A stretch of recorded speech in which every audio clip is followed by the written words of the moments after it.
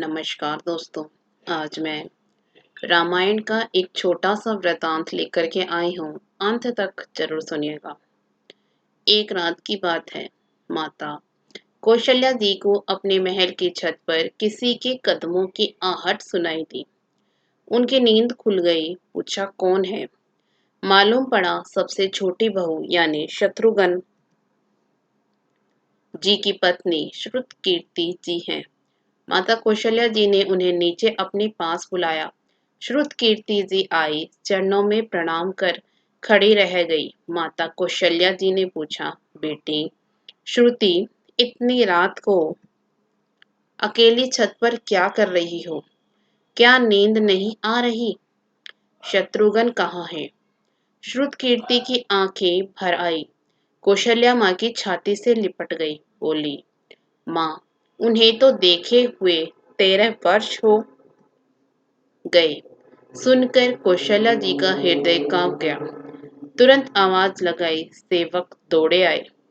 आधी रात ही पालकी तैयार हुई। आज शत्रुघ्न जी की खोज होगी। माँ चली।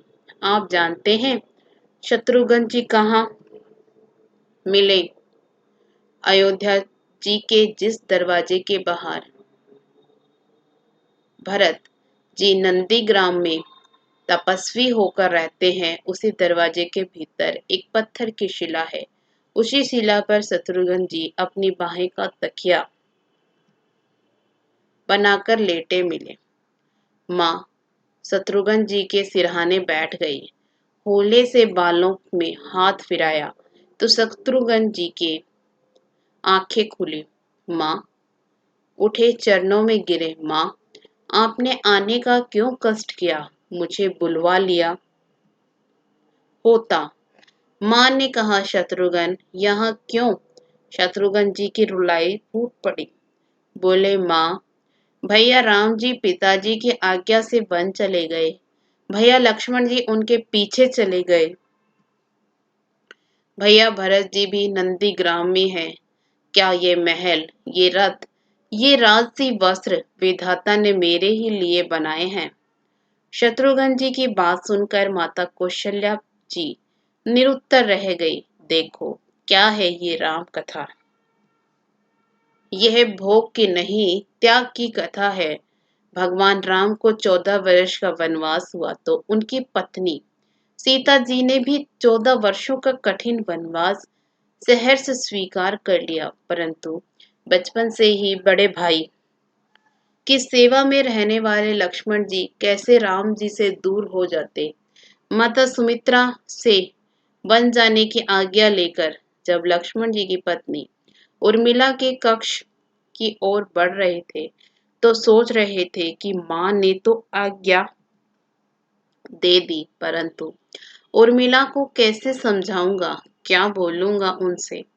यही सोच विचार करके लक्ष्मण जी जैसे ही अपने कक्ष में पहुंचे तो देखा कि उर्मिला जी हाथों में आरती का थाल लेके खड़ी थी। उर्मिला जी बोली, आप मेरी चिंता छोड़ प्रभु श्री राम की सेवा में वन को जाओ। मैं आपको नहीं रोकूंगी। मेरे कारण आपकी सेवा में कोई रुकावट ना आए, इसलिए साथ जाने की जिद भी नहीं करूंगी। जो बात कहने में लक्ष्मण जी को संकोच हो रहा था, परंतु उनके कुछ कहने से पहले ही उर्मिला जी ने उन्हें संकोच से बाहर निकाल दिया। वास्तव में यही पत्नी का धर्म है। पति संकोच में पड़े उससे पहले ही पत्नी उसके मन की बात जानकर उसे संकोच से बाहर कर दे। लक्ष्मण जी प्रभु श्री राम के साथ वन में चले गए, परंतु 14 वर्षों तक पत्नी उर्मिला ने एक तपस्विनी की भांति कठोर तप किया। वहां वन में लक्ष्मण जी प्रभु श्री राम एवं माता सीता की सेवा में कभी सोए नहीं, परंतु उर्मिला ने भी अपने महलों के द्वार कभी बंद नहीं किए और सारी रात जाग जाग कर उस दीपक की लौ को बुझने नहीं दिया। मेघनाथ से युद्ध करते हुए जब लक्ष्मण जी को शक्ति लग जाती है और हनुमान जी उनके लिए संजीवनी बूटी का पर्वत लेकर वापस लौट रहे थे, तो बीच में अयोध्या के ऊपर से गुजरने के दौरान भरत जी ने उन्हें देखकर कोई मायावी राक्षस समझा और उन्होंने हनुमान जी को बाण मार दिया, जिससे हनुमान जी गिर जाते हैं। तब हनुमान जी सारा वृतांत सुनाते हैं कि सीता जी को रावण हर ले गया। लक्ष्मण जी युद्ध में मूर्छित हो गए हैं। ये सुनते ही कौशल्या जी कहती हैं कि राम को कहना कि लक्ष्मण के बिना अयोध्या में पैर भी मत रखना, राम वन में ही रहे।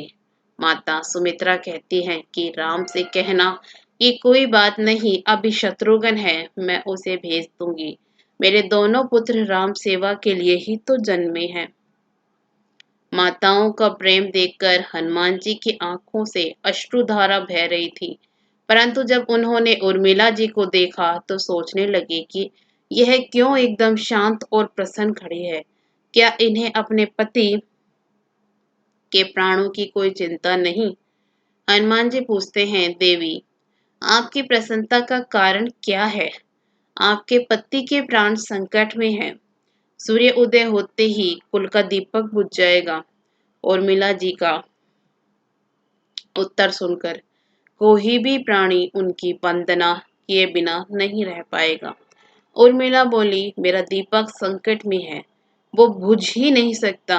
रही बात सूर्योदय की, तो आप बेशक कुछ दिन अयोध्या में विश्राम कर लीजिए, क्योंकि आपके वहां पहुंचे बिना सूर्य उदित हो ही नहीं सकता। आपने कहा कि प्रभु श्री राम मेरे पति को अपनी गोद में लेकर बैठे हैं। जो प्रभु श्री राम की गोद में लेटा हो, काल उसे छू भी नहीं सकता। यह तो वो दोनों लीला कर रहे हैं। मेरे पति जब से वन गए हैं तब से सोए नहीं हैं। उन्होंने न सोने का प्रण लिया था, इसलिए वे थोड़ी देर विश्राम कर रहे हैं, और जब भगवान की गोद मिल जाए तो थोड़ा विश्राम ज्यादा हो गया। वे उठ जाएंगे और शक्ति मेरे पति को लगी ही नहीं। शक्ति तो प्रभु श्री राम जी को लगी है।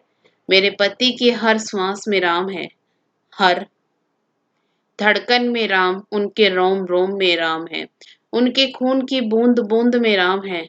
और जब उनके शरीर और आत्मा में ही सिर्फ राम है, तो शक्ति राम जी को ही लगी, दर्द राम जी को ही हो रहा है। इसलिए हनुमान जी आप निश्चिंत होके जाएं, आपके वहां पहुंचे बिना सूर्य उदित नहीं होगा। जय श्री राम। आपको ये छोटा सा वृतांत पसंद आए तो वीडियो को लाइक जरूर करिएगा। इसी तरह की कथा कहानियों के लिए हमारे चैनल को सब्सक्राइब भी जरूर करिएगा। धन्यवाद।